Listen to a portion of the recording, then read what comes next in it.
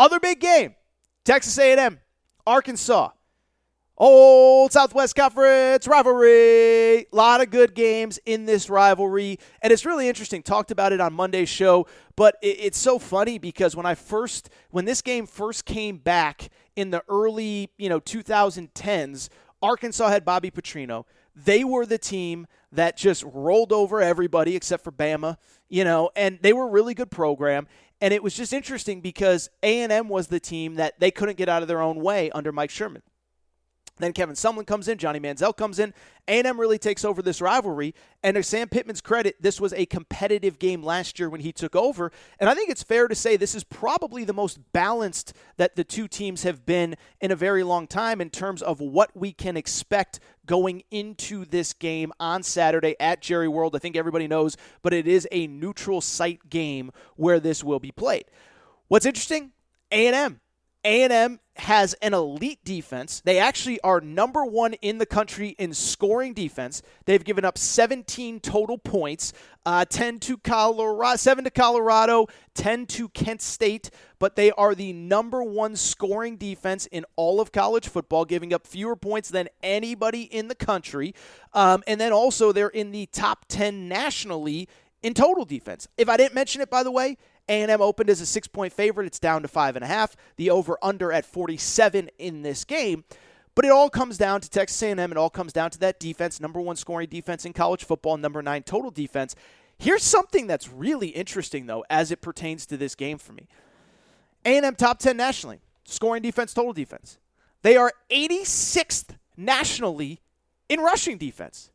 So they're giving up a ton of yards on the ground, even though they're not giving up a lot of points. Gave up 226 yards rushing to Kent State, 171 yards rushing to Colorado.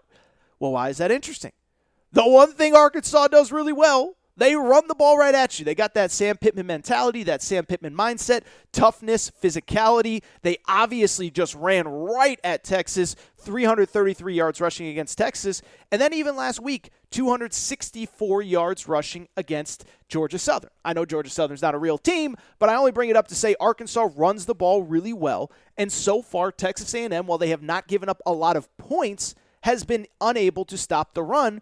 And so, again, it's kind of the Wisconsin-Notre Dame thing where Arkansas's strength offensively goes directly against A&M's weakness defensively.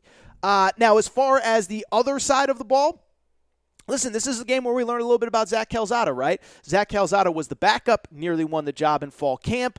Haynes King gets hurt against Colorado. Not really fair to judge him. I actually thought he played pretty well down the stretch in that game.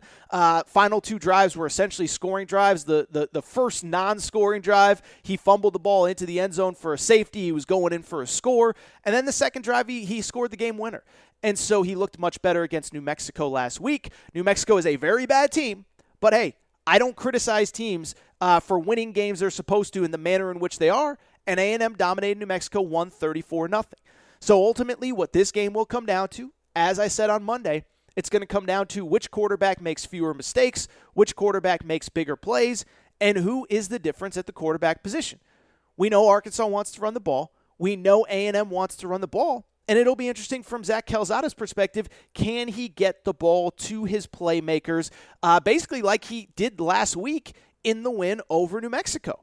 Isaiah Spiller, 117 yards rushing. A couple different guys have big receiving games. Caleb Chapman's back. Jalen Wademeyer had 4 catches. Anais Smith, 2 catches. So is Zach Calzada able to get the ball to his skill position guys, and are they able to do what they have to do? And then it's the same thing for KJ Jefferson. KJ Jefferson hasn't been super efficient this year, hasn't completed a high percentage of his passes, but you know what?